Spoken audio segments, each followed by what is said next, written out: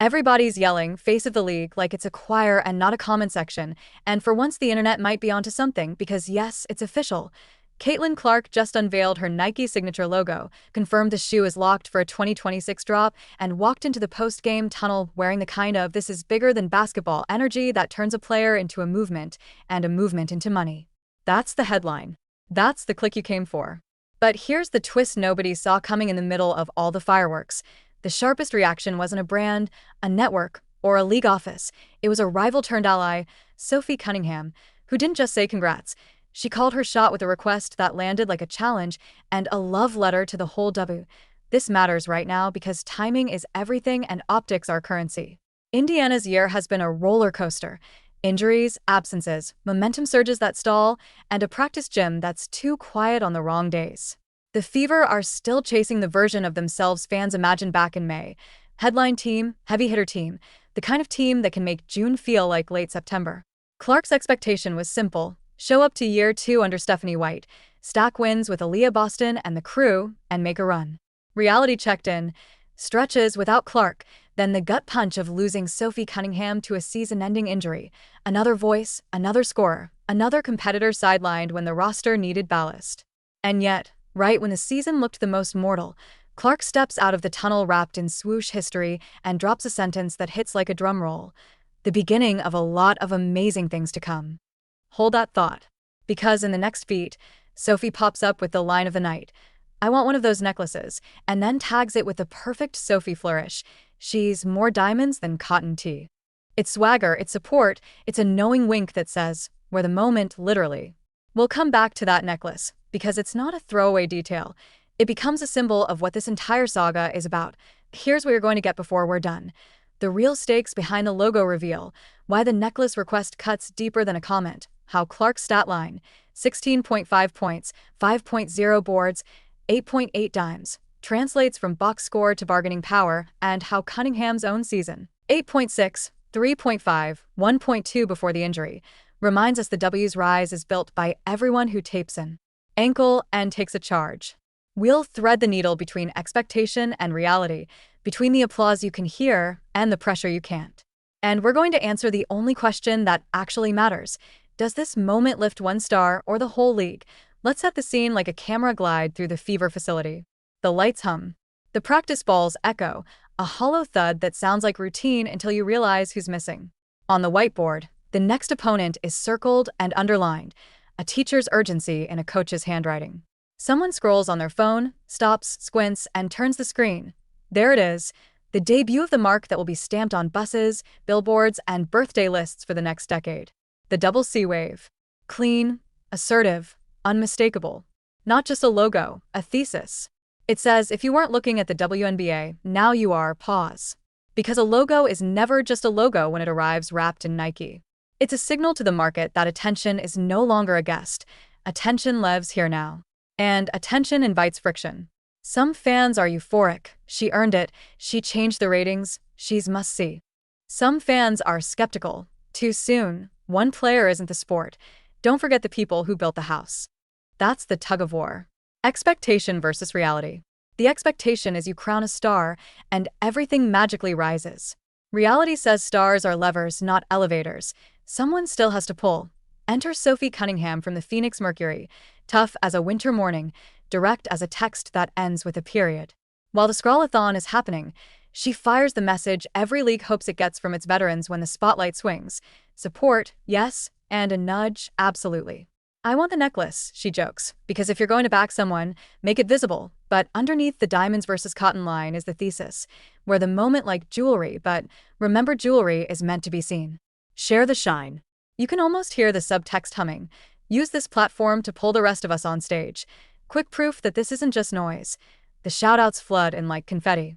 Jay Jones, Tyrese Halliburton's other half. A dream come true. Lexi Hull with this "so proud of you." Kate Martin with the double C's nod. Chloe BBY chiming in. Connor McCaffrey, the boyfriend footnote the tabloids can't resist, with this "so tough." These aren't random claps. They're social proof from the ecosystem around the league, the web of college pipelines, NBA adjacency, friends turned teammates turned advocates. The logo is the headline. The comments are the chorus. Now let's go to the on-court ledger, because brand heat without buckets is a firework without oxygen. Clark's line, 16.5 points, 5.0 rebounds, 8.8 assists, reads like a sophomore slump to the untrained eye and like a sophomore surge to the ones who watch the full game. The scoring is real, the glasswork is grit, and the dimes are the tell. 8+ assists means the ball is moving, the read is quick, and the trust is there. That trust doesn't fall from the rafters. It grows in ugly games, in back-to-backs where your legs feel like they're tied to sandbags, and in long stretches when your team misses you and then has to remember how to be itself when you return. Expectations said year 2 would be a coronation lap.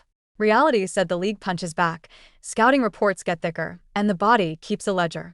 That's not a plot hole.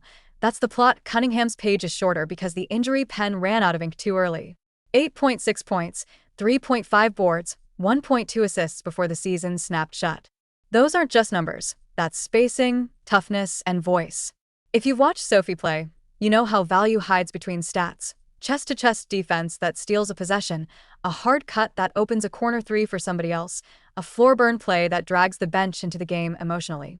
When that goes missing, opponents don't just circle a mismatch, they smell it.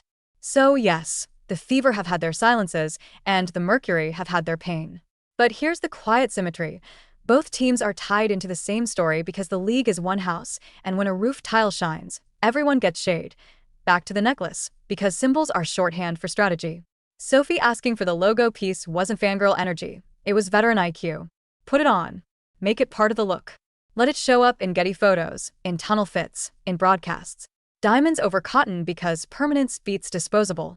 If you want the wave to last, you etch it in something that doesn't shrink in the wash. That's the message beneath the glimmer: sustainability. Visibility that doesn't fade at the first rain. Here's the ripple effect you won't see on a highlight reel but you'll feel in the balance sheet. A 2026 signature shoe tells every young hooper the timeline is real. You can be a guard who draws a crowd, a playmaker who sells out a mall, a leader who turns a logo into a language. It tells sponsors the bet isn't speculative anymore. The bet is now table stakes. It tells networks the graphic package needs more slots because the pregame show just got another must-hit story. And it tells the Fever something else entirely. When your point guard becomes a brand, your margin for error shrinks and your upside balloons. Every miscue becomes a discourse. Every run becomes a proof of concept. That pressure can crack a locker room or forge it. You decide which. There's a moment, late evening, when the gym is dark but the hallway is noisy, staff laughing, music skipping between songs, the culture breath of a team that refuses to act like the sky is falling even when the standings try to convince them. Clark posts the photo that isn't just her logo, it's the huddle, the sweat, the faces of teammates who have been there for the 6 a.m. and the 9 p.m., the ones who are bound in practice and hand you a towel when nobody's filming. The caption reads like a manifesto. One logo, one deal, one headline doesn't define me. The game, the teammates, the league do. That's the answer to Sophie's challenge said in a dialect everyone understands. Action. If you want the contrarian angle, here it is. Most people think moments like this are about replacing the old with the new.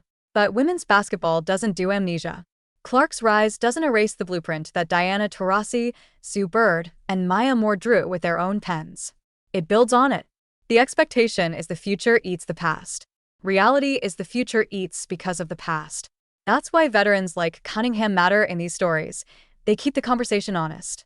They ensure that celebration doesn't blur into isolation, that the front page story includes the day players, the role players, the ones who set screens and set standards, and the comments? Don't shrug them off as fluff.